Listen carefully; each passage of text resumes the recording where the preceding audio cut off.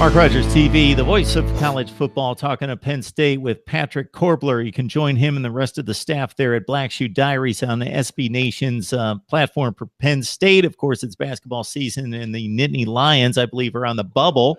We're talking some football, of course, with Patrick, getting the rundown on recruiting. So I've got horrible news for you, Patrick. I don't know what James Franklin's done. The demise is coming. They're 33rd ranked for the 2019 class, number 6 in the Big Ten. Well, no, we know that that's drastically going to change. Everything's good, but 2019, you have any early news for us? Yeah, it's funny. I was actually just looking today, and last year this time Penn State had, I think, like 11 or 12 commits in their 2018 class, and now you look, a year later, and there's only 2 guys in the class right now.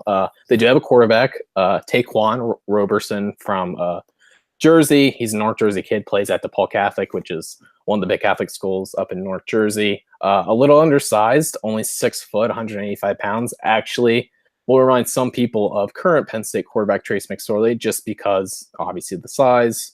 And then Penn State also has a commit from State College, which State College here and there will produce some D1 kids. Keaton Ellis, he's a cornerback, 5'11", 160.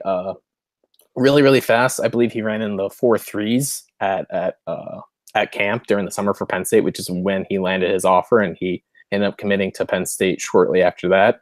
Other guys around that they're looking for, it's going to be a smaller class. I think that's one of the things that, maybe some Penn State fans aren't too excited about, just because this 2018 class numbers were going to be about 25 this year. I think they only take a class of maybe 18 players or so. As far as who they're going after there, the big fish, I would say along the offensive line, offensive tackle Xavier Truss from Rhode Island, who has literally blown up since January. He went to the Army Combine down in San Antonio and has landed offers from Alabama, Georgia, Ohio State, Michigan, obviously Penn State too. So that's going to be a dogfight for him. He's a big kid, 6'7", 325, and still growing. And then I'd say defensively, the number one prospect that Penn State's going after is Zach Harrison from Ohio, which obviously he's a 5-star kid, 6'6", 240, 250 already. Unfortunately, 5 stars from Ohio tend to stay in state and stay with the Buckeyes.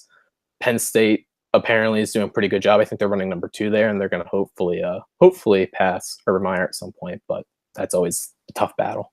Patrick, Penn State won the Big Ten in 2005, 2008, had top teams there, hit kind of a lull. We're still really good, but in terms of national prominence, not so much in the later years under Joe Paterno. And what I've heard and looking in the recruiting rankings and so forth is that things got a bit stale. He stayed close to home, locked down Pennsylvania, and maybe hit the bordering states as he continued to hit Maryland, Virginia, those states. But it's been a different story under James Franklin. A lot more energy, obviously a much younger guy, young staff. It's become a national program again. Yeah, I can't remember the website, and I apologize for not remembering the website, but they had a study out on college football programs with the best brands among recruits, and Penn State ended up finishing number 3, which I thought is even a little bit higher than I expected. I think Clemson and Ohio State were 1 and 2. Maybe Georgia was up there too. Either way, it just goes to show that the Penn State brand itself is getting stronger and stronger. And like you said, they're going national more and more. In this last class, they took a couple kids from Florida.